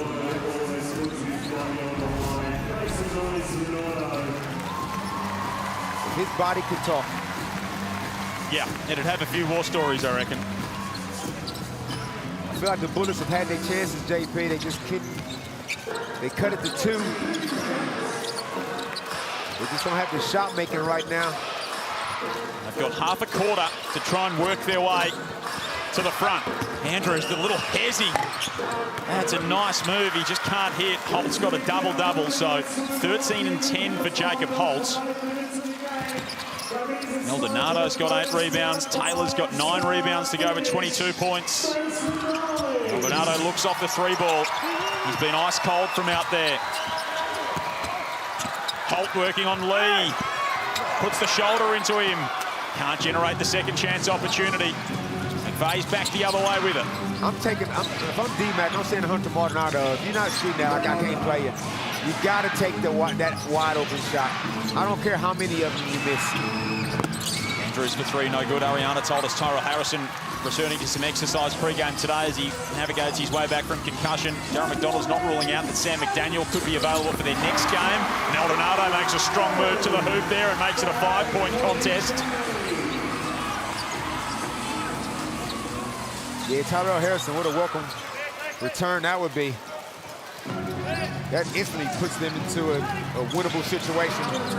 His fitness would probably be compromised, but Jack McVeigh, this is a wide open 3 ball. Halfway down that one from McVeigh.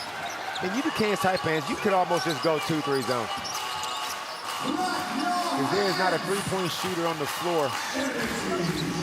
Dukas has made one, Maldonado's made one. The only 2 that the Bullets have made all game. Maldonado tries to push that home. That's going to go back in orange.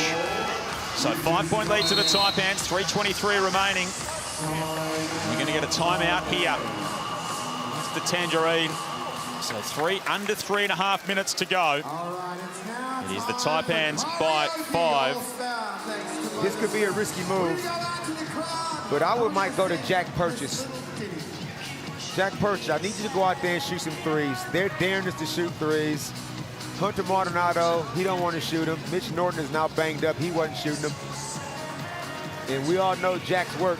Yep, he was 3 of 3, not Friday night, but the timeout before that, of course. We spoke earlier, Damon, about the fact that a couple of games this round have shaped the final 6. We know that Tassie are pretty much set in there, but you can still jump on nbl.com.au, the app, jump into the ladder predictor, because there is so much to play out in those top 5 spots. You can win a Dream Hoops Pro system as well, so scan the QR code on screen to enter now and try and plot your paths team to the postseason, exactly where they fit. That play-in tournament from 3 to 6, the top 2 teams at the moment, the Sixers and the Kings.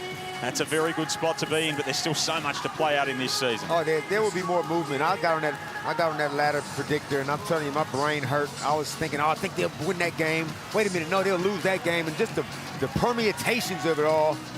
And I just thought, you know what? It's too hard for me. I'm just going to wait and see what happens. That's a rather defeatist attitude. I didn't take you as a sort of defeatist type of person. I gave up. It was too much. Instead, you decided you'd go outside and walk 3 kilometres with a 90-kilogram backpack on. Here's McVeigh from the free throw line. Turnaround won't fall. Gang rebounding effort from the Bullets. Murray comes up with it under 3 minutes remaining here. Ariana's courtside. That's right, Mitch Norton with a painful injury to his left rib. He did come out of the ball game and sat on the back of the bench for a while. The trainer asked him if he wanted to go into the back. He said, no, I'm okay. He did a couple deep breaths and rubbed out that left side of his rib. They handed him a basketball. He did some pound dribbles on the side of the bench, and he said, I'm good to go. And it looks like the captain might be checking back into this ball game. Well, they're going to need him here. Big hit from Drew Andrews. He gets himself up to 9 points, hasn't had a great shooting day, but he's 3 of 12 from the field, but he's got 10 assists, Damon, 5 rebounds, continues to facilitate the ball. He had 13 assists last time these 2 teams met. 8-point game. 2 minutes and 10 remaining. Taylor's been the linchpin for the Bullets today. That's a massive hit from Terry Taylor. He's had his best performance in Bullets colours with 25 points. Terry Taylor said, well, if you guys don't want to make a free ball, let me go out here and test my luck. Got it to go. Trading triples down the stretch here. Under 2 minutes remaining.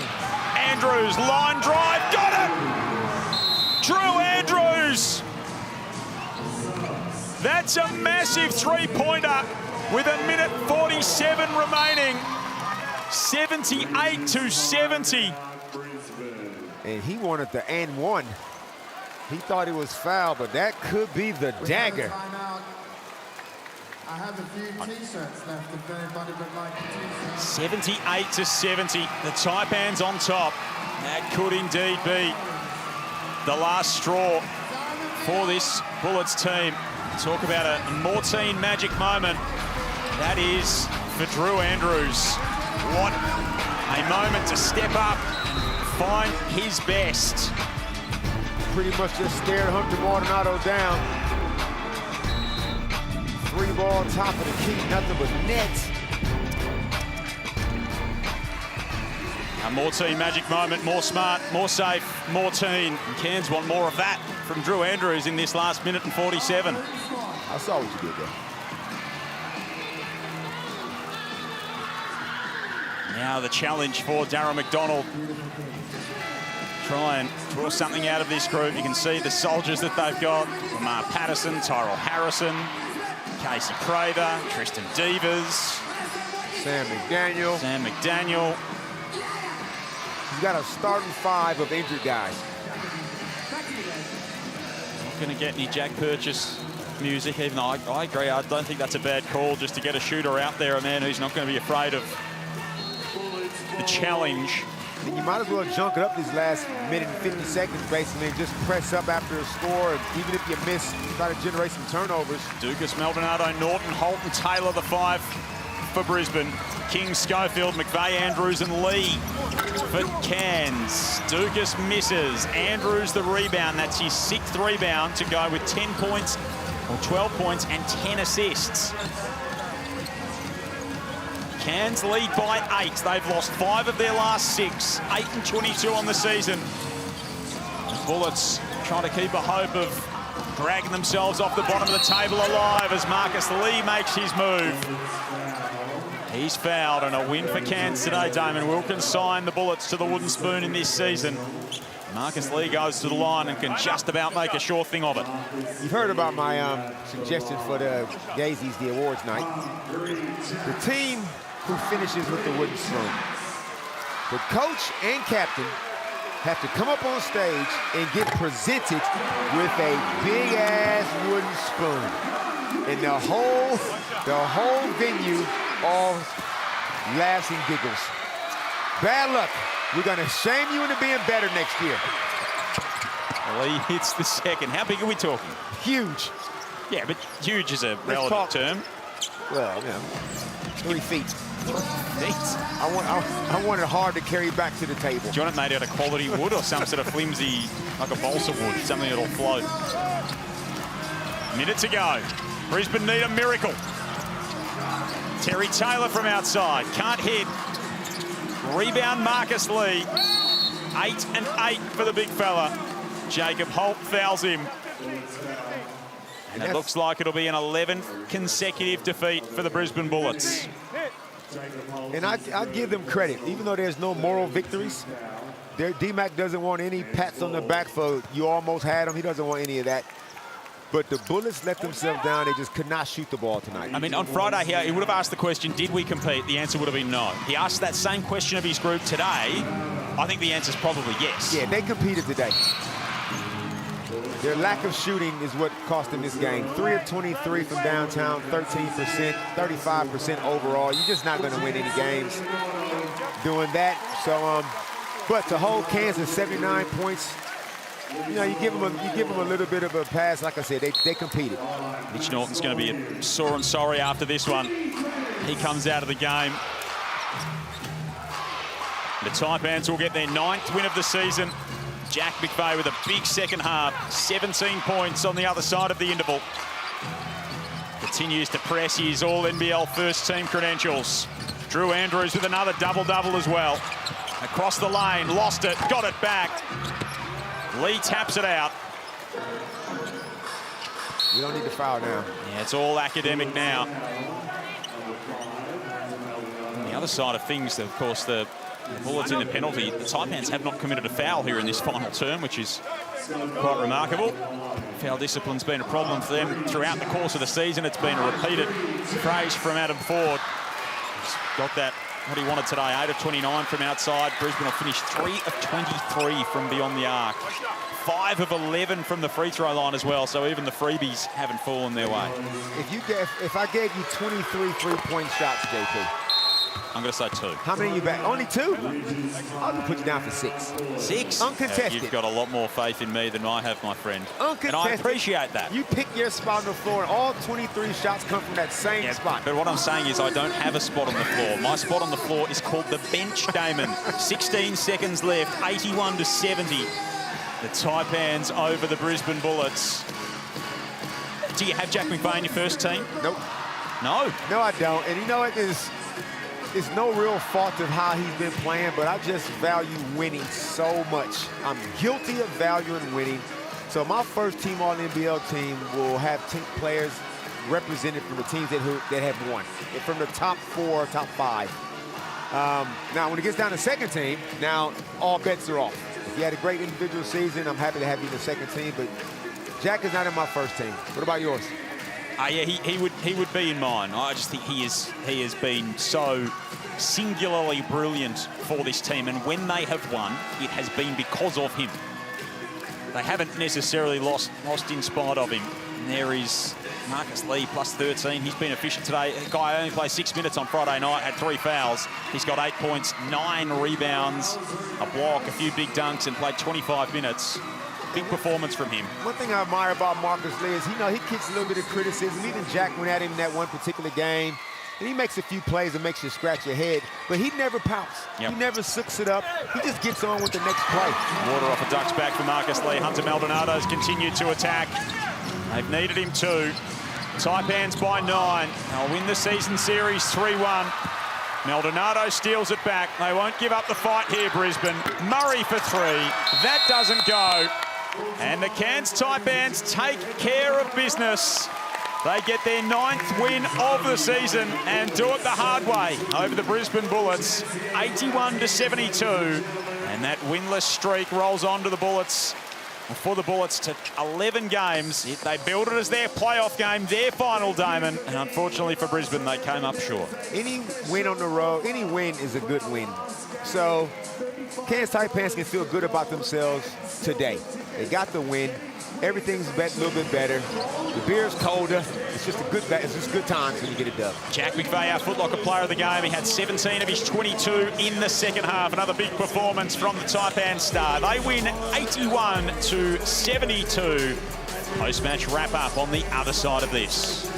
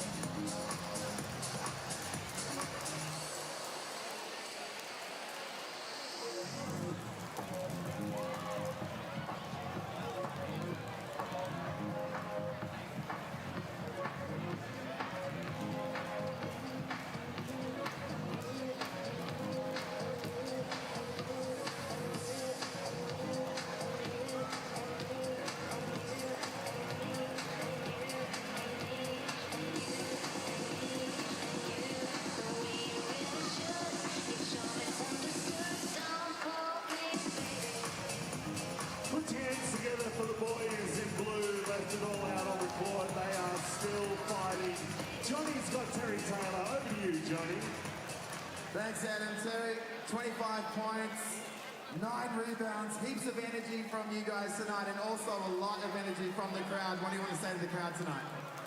We just appreciate y'all's everlasting support. Sorry we couldn't get the dub today, but y'all showing up every day means a lot to us. 100%. We've only got 1 game left in the season, and we also have a player signing session. You're going to meet all the fans. Are you excited for that? Of course. It's only right that we get back and try to sign and just interact with y'all, because y'all came in our lowest time, so it's only right. Well, congratulations on today's game. We'll see you at the next home game. Ladies and gentlemen, thank you very much. Have a safe travel home. We'll see you next week. Peace.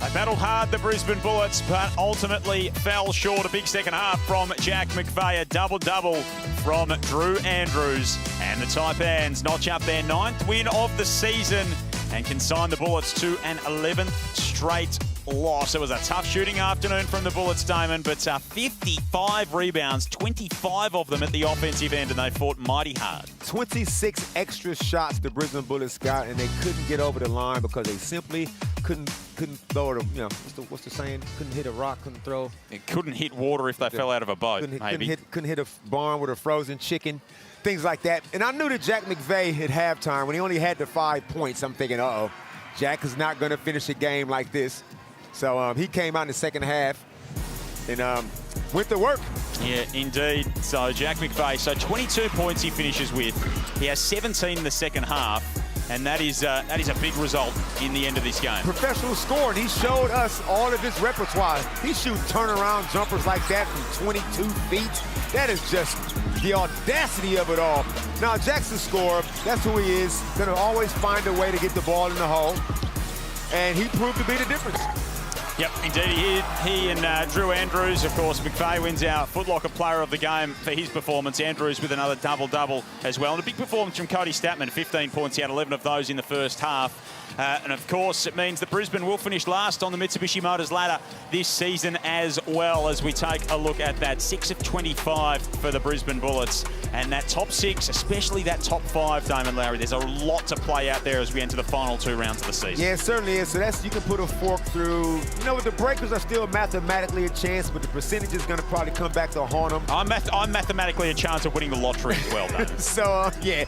So, look, it's going to get down to the real stuff now. Indeed it is. A couple of big rounds still to come in this Hungry Jacks NBL season. Thanks for your company throughout round 20. The Brisbane Bullets fought hard, ultimately came up short on the second leg of a doubleheader after a big win for the Sydney Kings earlier today. Big round coming up next week. It all starts on Thursday with the Taipans and Melbourne United.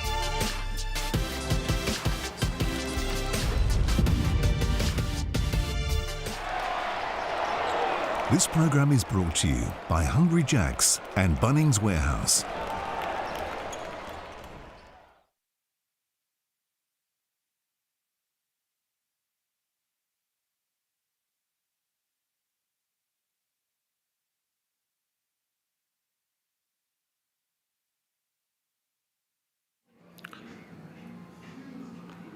Thanks, Luca. Thanks, Shan. Thanks, Rowdy. Nick, you ready for us? Hello, Talking Down Channel 1. Yeah.